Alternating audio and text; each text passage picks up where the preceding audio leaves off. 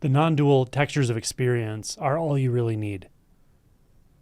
Non-dual meaning without dimension, without boundary, without edge. It's not apart from you. It's so all-encompassing that there's no you that can be described as anything discrete at all. Even to say that the non-dual texture is you is saying too much, because what does you actually mean at that point? There is only the non-dual texture. There is only the radiant nature of experience that is beyond dimension. It is primary to dimension. It's beyond time. It's eternal. It's right here all the time, always. It's also not any particular way. It's not this way or that way. So the mind doesn't have to try to take a stance or a position. It doesn't have to formulate a view.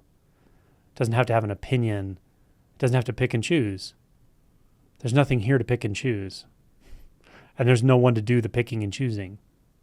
So what happens when we don't pick and choose? What happens when we set that apparatus aside, give it a rest?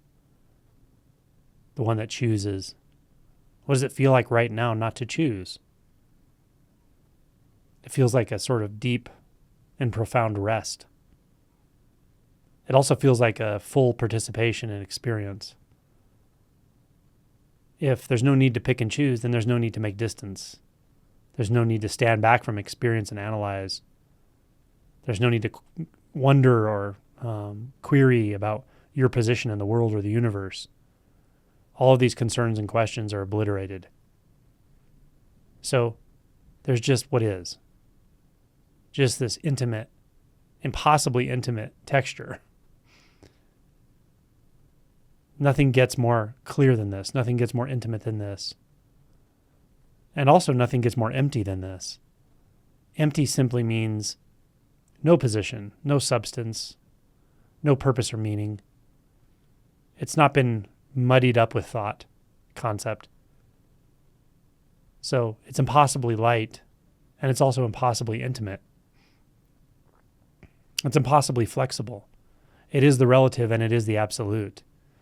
It is the relative within the absolute and it is the absolute within the relative. It's the interpenetration of both and all iterations and all possibilities. And it's also nothing at all. No need to comment here. No need to put a finger on the scale on either side. It's that flexible, that immediate, that alive. And none of these terms refer to anything in association with what I'm pointing to here. I could say the terms are pointers, but even to say that is saying too much, because there's no one that needs that pointing. There's no way back, because there's no back to get to. There's just what is. What is and what is not, simultaneously and not two. What is not apart from what is not. What is not apart from what is. The singular is not apart from the universal. The one is not apart from the 10,000 things. And there aren't parts. No parts. What has no parts? Well, if there's no divisions, there's no parts. If there's no parts, there's no names or labels. If there's no names or labels, there's no mental formations, no descriptions, no paradigms. Turns out none of that's needed. Turns out nothing's really needed. It's already just this. Very simple, already the case. No problem to solve, no one to solve it. No koan to break.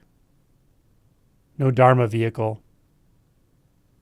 No absence of a dharma vehicle. No place where things don't exist. No actual existence.